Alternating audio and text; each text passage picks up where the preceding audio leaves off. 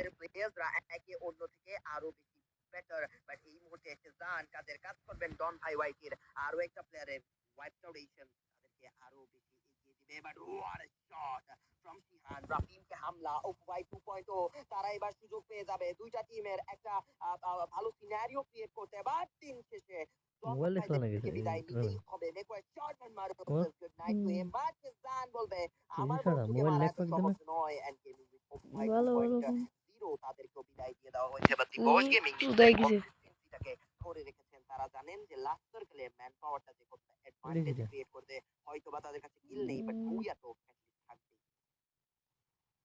একদমই দিবস গেমিং তাদের প্রথম কিলটাকে যুক্ত করেছে। কিলোমিটার দিয়ে হবে। যারা গেমিং এর জন্য একের পর এক এলিমিনেশন উঠিয়ে দিবে।